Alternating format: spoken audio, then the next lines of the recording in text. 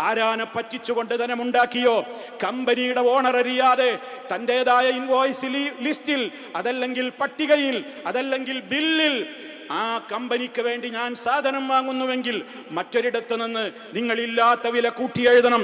100 ദിർഹമിന്റെ സാധനത്തിൽ നിങ്ങൾ 120 എഴുതി തരണം.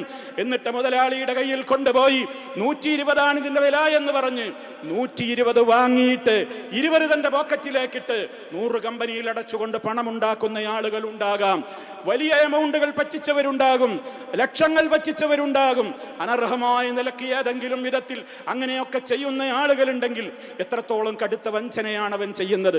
തന്നെ ജോലിക്ക് നിർത്തിയിട്ടുള്ള മുതലാളിയോട് ചെയ്യുന്ന വിശ്വാസ വഞ്ചന, അതേപോലെ തന്നെ മോഷണം എന്ന് പറയുന്ന ഗുരുതരമായ പാതകം എല്ലാം അടങ്ങി നിൽക്കുന്ന തരത്തിലുള്ള കാര്യങ്ങൾ പ്രവാസികളെ, ബിസിനസ്സുകാരെ, സെയിൽസിന്റെ ഉദ്യോഗസ്ഥന്മാരെ, പർച്ചേസ് ഡിപ്പാർട്ട്മെന്റിലുള്ളവരെ, സാധനങ്ങൾ വാങ്ങുന്നവരെ, ആരാവട്ടെ, ചെറുതോ വലുതോ എന്നുള്ളതല്ല, അനർഹമായ ഒരു ഫിൽസ് ഉണ്ടെങ്കിലും നാം മനസ്സിലാക്കുക, അത് നമ്മുടേതായ ധനത്തിൽ കൂടി കലർന്നുകൊണ്ടുള്ള ഒരു തൗബ അത് സ്വീകാര്യമാവില്ല. പണം കൊടുക്കാനുള്ളവർക്ക് തിരിച്ചു കൊടുത്തേക്കണം. അതല്ലെങ്കിൽ അതിനുള്ള വഴികൾ മറ്റെന്തെങ്കിലും ഉണ്ടോ എന്ന് അതറിയാവുന്ന ഉലമാവിനോട് ചോദിച്ചു പഠിച്ചേക്കണം. എന്തായിരുന്നാലും ആ മേഖലയിലും സൃഷ്ടികളുമായുള്ള ഇടപാടുകളിലും ഏതെങ്കിലും കാര്യങ്ങളിൽ വന്നു പോയിട്ടുണ്ടെങ്കിൽ അതൊക്കെയും പശ്ചാത്തപിച്ചു മടങ്ങിയിട്ടല്ലാതെ റഹ്മാനായ റബ്ബ് നമ്മുടെ ഖദറിന്റെ രാത്രിയിൽ ദുആ പോലും സ്വീകരിക്കുകയില്ല എന്ന് നമ്മൾ മനസ്സിലാക്കണം.